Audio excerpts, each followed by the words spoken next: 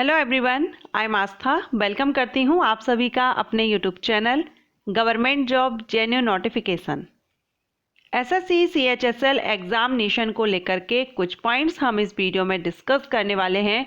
जैसे कि exam pattern, SSC CHSL का एग्ज़ाम पैटर्न क्या रहता है, सिलेबस, नेगेटिव मार्किंग रहती है या नहीं, एंड टीयर फर्स्ट जो कंप्यूटर बेस्ड टेस्ट होता है, क्योंकि इसका जो सिलेक्शन प्रोसीजर है वो अलग अलग फेजेस में होता है, टीयर फर्स्ट, सेकंड, थर्ड, सो इस तरह से अलग अलग फेजेस हैं। तो टीयर फर्स्ट जो सीबीटी बेस्ड टेस्ट होता है इसका हम फुल सिलेबस इस वीडियो में जानेंगे, क्योंकि ज़्यादातर जो कैंडिडेट हैं, स्टूडेंट हैं, उन सभी के मन में इन्हीं पॉइंट्स को लेकर के डाउट्स रहता है। सो अगर आप भी एसएससी सीएचएसएल के इन सारे जो आपके क्वेश्चंस हैं, अगर आप इस वीडियो में आपके वो क्वेश्चंस का आंसर आपको मिलता है तो वीडियो एंड तक जरूर देखिएगा।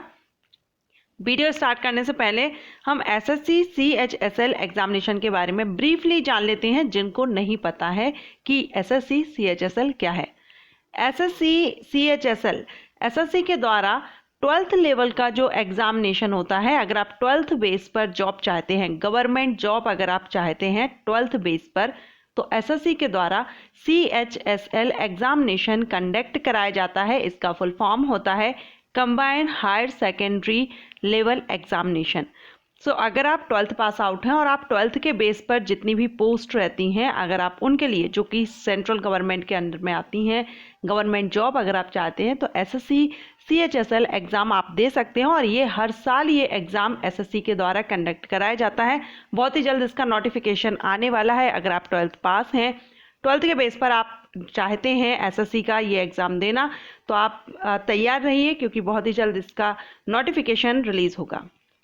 ओके, सो चलिए सबसे पहले तो हम इसका डिस्कस कर लेते हैं स्कीम ऑफ एग्जामिनेशन। तो मैंने जैसा कि बताया, इसका अलग अलग फेजेस में सिलेक्शन होता है। टीयर फर्स्ट जो कि कंप्यूटर बेस्ड टेस्ट होता है, टीयर सेकंड यानी डिस्क्रिप्टिव पेपर, ये tier second, and skill test या टाइपिंग टेस्ट, जैसे कि अलग अलग वेरियस डिपार्टमेंट में वेरियस पोस्ट पर भर्ती रहती है। 12th बेस्ड जो भी पोस्ट रहती हैं, तो कुछ पोस्ट हैं जिनके लिए स्किल टेस्ट या टाइपिंग टेस्ट, जैसे कि डाटा एंट्री ऑपरेटर वगैरह, ये जो पोस्ट हैं, तो वहाँ पर आपकी टाइपिंग टेस्ट या स्किल टेस्ट जहाँ पर भी रिक्वायर्ड होगा वो आपका रहेगा।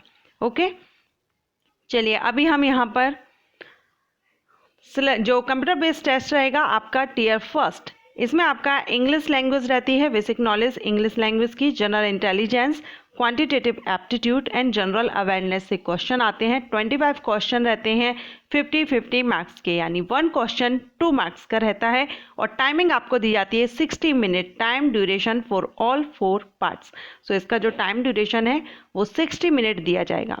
अब इसमें सबसे पहले जो इंग्लिश लैंग्वेज है, इसमें आपका spot the error, fill in the blanks, synonyms, homonyms, antonyms, spelling, detecting misspelled word, जो गलत स्पेलिंग की हुई है उनको आपको फाइंड आउट करना होता है, डिटेक्ट करना होता है, idioms and phrases, one word substitution, improvement of sentence, active voice, passive voice of verb, conversion into direct indirect narration, सफलिंग of sentence. सफलिंग of sentence आप सभी ने पढ़ा होगा, सेंटेंसेस के पार्ट जो आपको इधर उधर करके रेंडमली रख दिए जाते हैं, जिनको आपको अरेंज करना होता है करेक्टली।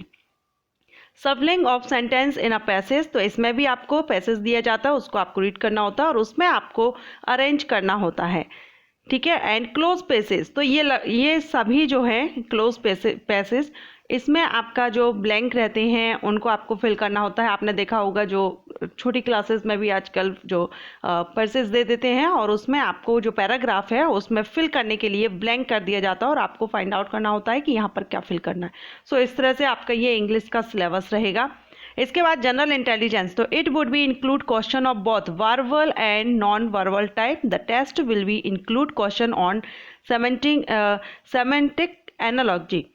यहाँ पर हम देखेंगे इसमें आपकी जनरल इंटेलिजेंसी का टेस्ट होता है। सो इसमें number classification, drawing interface, finger pattern, folding and completion, number series and critical thinking, word building, social intelligence, coding, decoding, other सब टॉपिक्स रहते हैं जिससे आपसे यहाँ पर क्वेश्चन किए जाते हैं जनरल इंटेलिजेंस के लिए। आपका 12th बेस ये एग्ज़ाम होता है, सो 12th बेस पर ही आपका ये पूरा जो क्वेश्चन आते हैं वो 12th लेवल के रहते हैं। क्वांटिटेटिव एप्टीट्यूड में नंबर सिस्टम आता है, जिसमें computation of whole number, decimal and fraction, relationship between numbers, fundamental arithmetical operation, इसमें percentage, ratio and proportion, square roots, average, interest, profit and loss, discount, partnership business, mixture and alligation, time and distance, time and work. Algebra में basic algebraic identities of school algebra and elementary set, ये आपने देखा होगा graphs of liner. ये जो algebra mathematics में अपने अलग अलग फेजेस होते हैं, अलग अलग पार्ट्स होते हैं, उनसे आपसे क्वेश्चन आते हैं। जियोमेट्री से क्वेश्चन आते हैं जिसमें आपके शेप्स के बारे में आपने रीड किया होगा, सो जियोमेट्री से रिलेटेड आएंगे।